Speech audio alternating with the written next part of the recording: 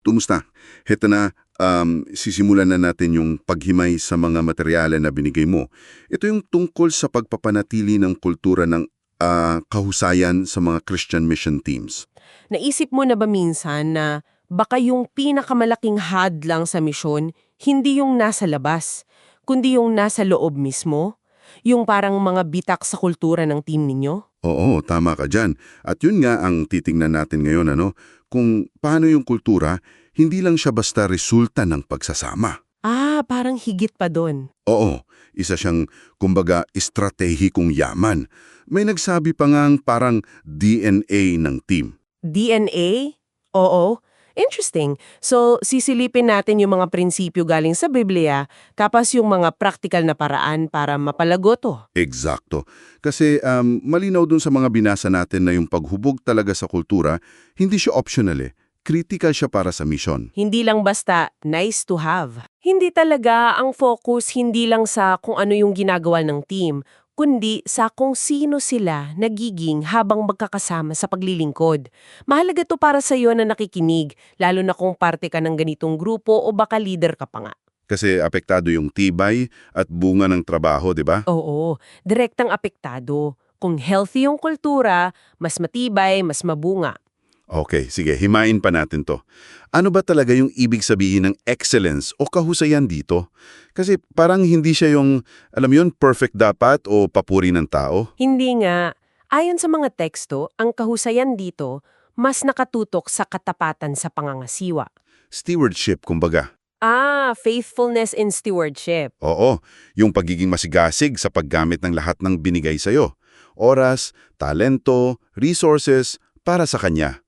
Parang yung nasa Colossus 3:23 or yung talinghaga ng mga talento. Gets ko? So, hindi lang galing, kundi yung puso at intention. At eto pa, malaking bagay to nakaugat dapat sa relasyon, sa pagkakaisa sa spiritu, yung nasa Epeso 4:3.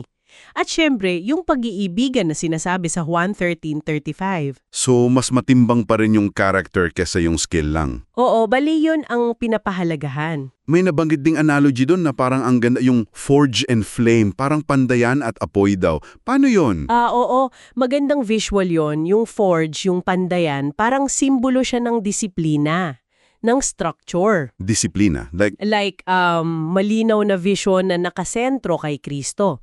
Tapos, yung paghubog sa character sa pamamagitan ng mga pagsubok at ito importante, accountability. Yung parang Kawikaan 27:17, iron sharpens iron, tulungan, paalalahanan. Tama, at kasama na rin dyan yung servant leadership. Yun yung forge. Okay, so yun yung structure, yung framework. Yung flame, ano naman yun? Mga spiritual gifts, 'di ba? 1 Corinthos 12. At ito rin yung nagpapanatili ng init ng spiritual fervor. Naalala mo yung 1:15:5, hiwalay sa kanya, wala tayong magagawa. Oo nga. Ang point dito, kailangan balanse. Hindi pwedeng puro istruktura na walang buhay at hindi rin pwedeng puro sigasig lang na walang direksyon o disiplina. Kailangan yung forge at yung flame pareho. Makes sense. Dito na papasok yung mga practical na bagay, di ba? Paano to gagawin sa araw-araw ng team?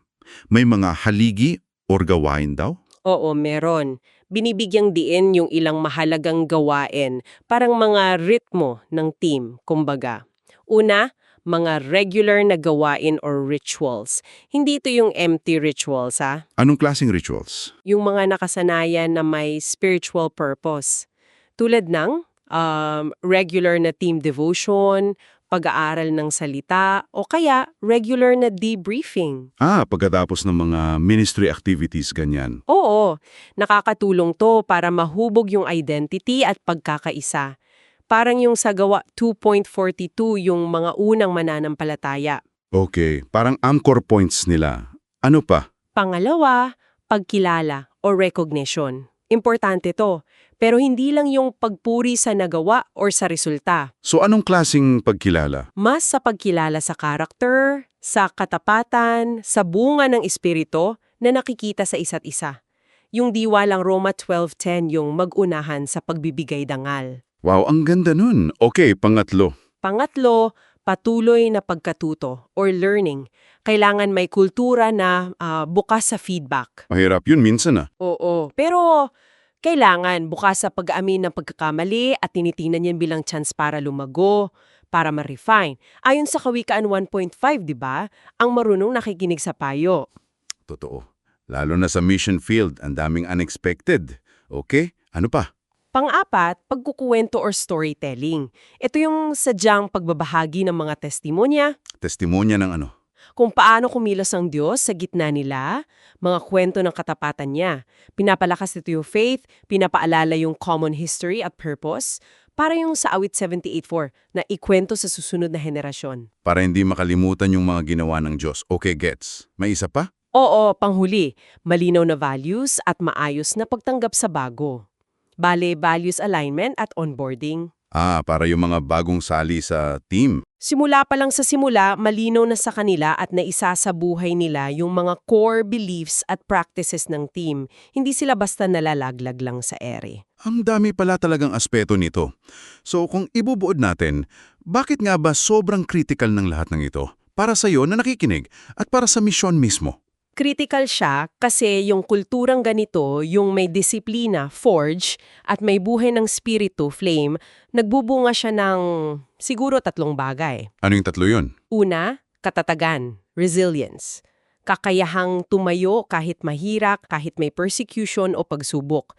Pangalawa, kakayahang magparami or reproducibility. Reproducibility. Paanong reproducibility? Yung healthy culture, mas madaling maipasa o gayahin ng iba pang teams na bubuin.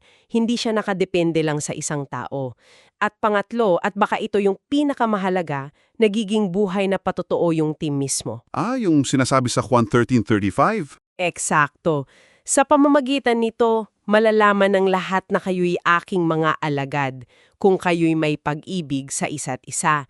Yung mismong kultura ninyo, yung pagmamahalan at pagkakaisa ninyo, yun na mismo yung nag-e-evangelize. Wow, grabe. So hindi lang pala ito tungkol sa pagiging mas efektibo sa gawain. Ito pala tungkol sa pagiging salamin mismo ng pagmamahal ng Diyos. Kaya pala, yung sadyang pag-aalaga sa kultura, hindi siya extra work lang. Baka nga ito yung pinaka-importante, pinaka-estratehikong gawain para sa pagmatagalang misyon. Oo. Kasi ang tanong hindi lang anong ginagawa ninyo, kundi sino kayo nagiging magkakasama. Kaya yun ang hamon sa iyo ngayon mula sa mga pinag-usapan natin. Suriin mo yung ritmo ng team ninyo. Saan kaya banda medyo malamig na yung pandayan? Kulang ba sa disiplina, sa accountability? O baka naman yung apoy yung mahina? Oo, saan naman tila aandap-andap na lang yung apoy ng spiritu, yung passion, yung dependent sa kanya. At bilang pangwakas na panon para sa iyo na nakikinig, ano kayang isang maliit pero specific na hakbang ang pwede mong umpisan ngayong linggo para sadyang alagaan at payamanin ang kultura ng inyong team, para siyempre sa kanyang kaluwalhatian? Pag-isipan mo yan.